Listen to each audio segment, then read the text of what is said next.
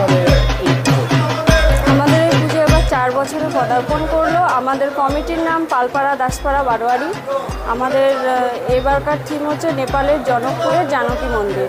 আমাদের পালপাড়া দাসপাড়া বারোয়ারির পক্ষ থেকে সকল রাজ্যবাসীকে জানাই শুভ শারদীয়ার আন্তরিক প্রীতি, শুভেচ্ছা এবং অভিনন্দন, এবং সকলের আমন্ত্রণ রইল আমাদের এই পুজো মণ্ডপে আসার জন্য।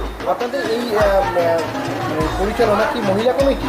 হ্যাঁ, মহিলা কমিটির পরিচালনা হলেও আমাদের কমিটিতে প্রচুর পুরুষ সদস্য আছে এবং আমাদের সহায়তায় আছেন 2টো ক্লাব, শিব মন্দির জলকল্যাণ সমিতি এবং মার্কারি ক্লাব। এছাড়াও আমরা নিরাপত্তা ব্যবস্থার দিক থেকে লোকাল প্রশাসন আমাদের অনেক সাহায্য করে।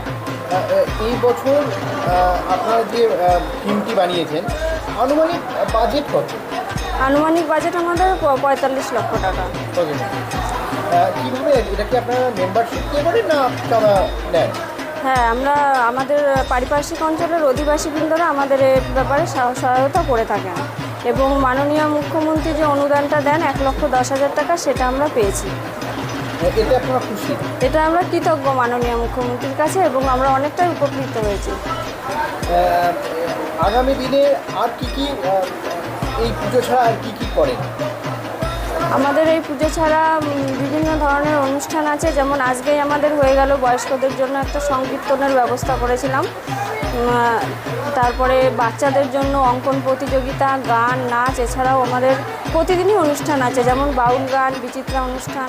সকল দর্শককে জানাই শুভ শারদীয়ার আন্তরিক প্রীতি, শুভেচ্ছা এবং অভিনন্দন, এবং নিউজ 12 বাংলার মাধ্যমে আমরা চাইছি যে প্রত্যেকে যেন আমাদের এখানে আসুন। আপনারা একবার আসুন, তাহলে দেখবেন, আশা করি আপনাদের ভালো লাগবে।